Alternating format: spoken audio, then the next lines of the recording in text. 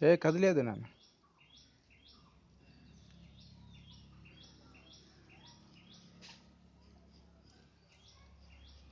మెల్లగా నిదానంగా చేయి, తొందర ఏం లేదు, మెల్లగా చేయి, ఘాటు పడద్దు.